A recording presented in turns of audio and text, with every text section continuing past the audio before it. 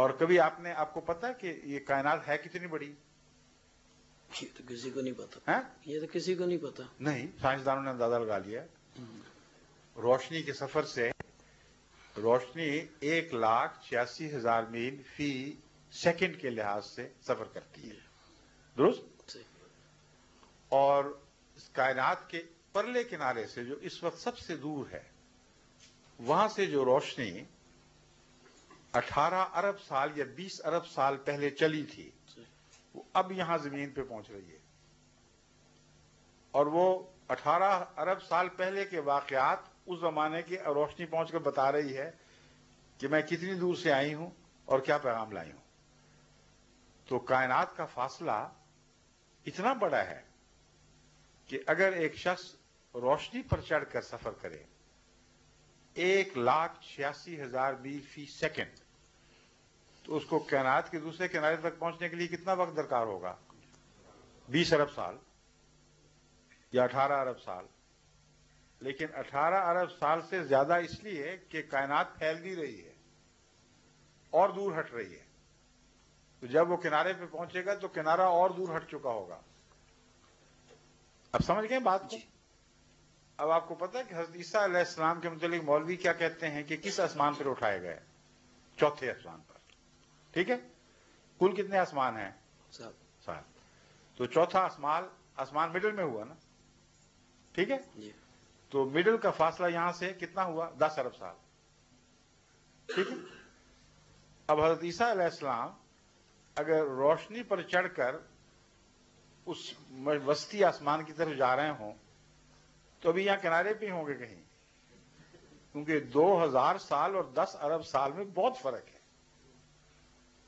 بے انتہا فرق ہے. تو ابھی تو پہنچے ہی نہیں. اور ہاتھ لگا کر اگر فوراً واپس مڑیں تو مولوی آپ کو یہ کہتے ہیں کہ 20 ارب سال تک امید ہے کہ عیسیٰ علیہ السلام واپس آ جائیں گے.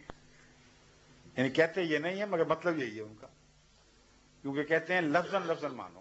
یہ نبی لوگ ٹائم سپیس سے آزاد نہیں ہوتے؟ یہ نبی پیغمبر ٹائم اور سپیس سے یہ لوگ آزاد نہیں ہوتے؟ کیا وہ خدا کے قانون سے آزاد ہیں؟ نہیں، مہاراج شریف بھی تو یہ ہے نا، میں یہ پوچھ رہا ہوں ٹائم اور سپیس سے آزاد ہوئی ہے نا. خدا کے قانون سے آزاد ہیں؟ نہیں، خدا کی کانسن کے ساتھ تو ہے نا. میں یہ کہہ رہا ہوں خدا کے قانون سے آزاد ہیں کہ نہیں؟ نہیں. سپیس اور ٹائم کس نے پیدا کیا ہے؟ خدا نے. تو اس سے کس طرح آزاد ہو سکتے ہیں؟ خدا کی کانسنٹ کے ساتھ. کیا؟ اس کی مرضی کے ساتھ. کیا آپ اپنا قانون اپنی مرضی سے توڑ دیتے ہیں؟ اگر مقنن اچھا ہو تو وہ قانون میں گنجائشیں رکھتا ہے، اس کو توڑا نہیں کرتا. یہ جاہل لوگ ہی ہیں جو اپنے قانون بناتے ہیں، ناقص بناتے ہیں اور پھر توڑنا پڑتا ہے ان کو. جو مقنن اچھا ہو وہ قانون میں گنجائشیں رکھا کرتا ہے، توڑا نہیں کرتا.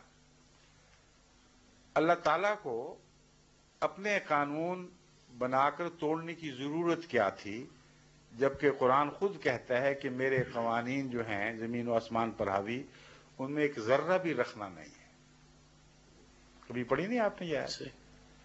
اللہ تعالیٰ فرماتا ہے اتنا بھی رکھنا نہیں ہے کہ اگر تم نظر کو دوڑاؤ اور ڈھونڈو کہ شاید کہیں کوئی لوپ ہول باقی رہ گیا ہو تو تمہاری نظر تھکی ہوئی واپس لوٹ آئے گی.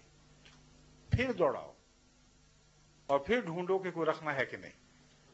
ناکام نامراد تھکی ہوئی نظر تمہاری لوٹ آئے گی مگر کہیں کوئی رکھنا نہیں پائے گی. تو جس خدا کا یہ دعویٰ ہے کہ میرا قانون اتنا کامل ہے، وہ توڑے گا کیوں؟ نعوذ باللہ من ذالک، وہ خود جاہل ہے. تو اس لیے خدا کا قانون ہر ایک کے اوپر برابر چسپاں ہوتا ہے. نبی بھی اس قانون کی زد سے باہر کبھی بھی نہیں رہے. کوئی نبی ایسا یہ نہیں ہوتا کہ وہ کہے کہ میں خدا کے قانون سے بالا ہوں. خدا اپنے قانون کے تابع ان کو بچاتا ہے، ورنہ فرعون سے بچانے کے لیے حضرت موسیٰ کو دوڑنے کا حکم کیوں دے دیا؟ رسول اللہ علیہ وسلم کو ہجرت کا کیوں فرما دیا؟ کیا دنیا کا معمولی عرب کا قانون بھی اس کا غلام نہیں تھا؟ تو حضرت عیسیٰ کے ساتھ یہ سلوک کہ جس کائنات میں رکھنا کوئی نہ ہو اس میں رکھنا خود پیدا کر دے. اور جہاں تک حساب کا تعلق ہے، جو صاحب دانش لوگ ہیں ان کو پتہ ہے کہ حسابی لحاظ سے روشنی کی رفتار سے آگے بڑھنا ممکن ہے ہی نہیں، اس حساب کی روح سے جو خدا نے پیدا کیا ہے. اس حساب کی روح سے جس کو قرآن کریم فرماتا ہے کہ اس حساب میں قیامت تک اسی حساب سے چاند سورج چلتے رہیں گے اور کبھی بھی ان کی رفتاروں میں کوئی فرق نہیں پڑے گا. تو قرآن کی دوسری آیتوں سے دیکھیں. اس لیے حضرت عیسیٰ کو بچانے کی خاطر آپ کوئی جھوٹی پناہ نہیں لے سکتے. اگر بچانے کی خاطر خدا نے یہ کام کیا کہ قانون توڑ دیے تو یہود سے وہاں کیوں نہ بچا لیا؟ 1000 گز اونچا اٹھا لیتا. یہود نے پہنچ جانا تھا 1000 گز تک. چوتھے آسمان پہ ضرور پہنچا کے رکھنا تھا. سارے قانون تہس نہس، سب نبیوں سے الگ سلوک. عقل کی باتیں کریں، خدا کا خوف کریں.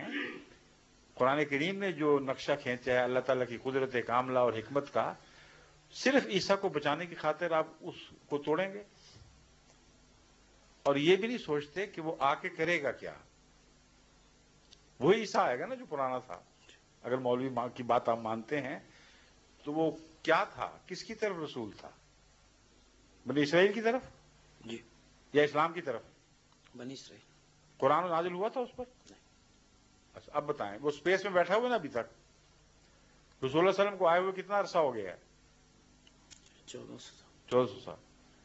حضرت عیسیٰ اوپر غیر مسلم نبی کے طور پر بیٹھے ہوئے ہیں یا مسلم نبی کے طور پر؟ یہ تو کرسچنز کا اپنا کانسیپٹ ہے، مسلم کا اپنا ہے. وہ مسلمان تو نہیں نا پھر؟ نہیں. تو غیر مسلم نبی یہاں آ کے کرے گا کیا؟ جبکہ قرآن کہے گا رسولن الی بنی اسرائیل، اور وہ جو رسول کے ظاہر ہونے کے باوجود اپنا دین نہ بدلے اس کی غلامی کریں گے آپ؟ عقل سے بات کریں. قرآن تو کہتا ہے ہم نے اس کو تورات کے تابع کیا، انجیل کے تابع کیا. قرآن کا ذکر بھی نہیں فرماتا کہ قرآن کے تابع کیا. تو آپ کو انجیل ہی پڑھائے گا نا آ کے، یا تورات کی تعلیم دے گا؟ تو وہ خود مسلمان ہو گئے، آپ کو عیسائی بنا دے گا آ کے.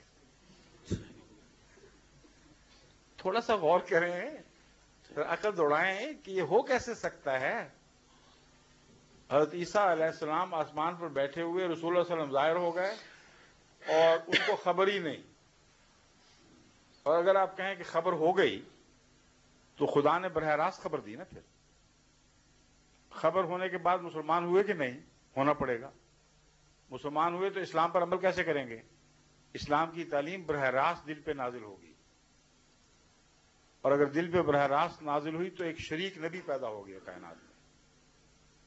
یہ سارے ظلم، یہ سارے فساد اس لیے برداشت کرنا چاہتے ہیں آپ کہ مرزا صاحب کو سچا نہ مانے. سب کچھ اپنا جھوٹا کر دیا کہ مرزا صاحب کو نہ ماننا پڑے. یہ عقل کا سودا نہیں. بیٹھیے. Thank you sir. Thank you.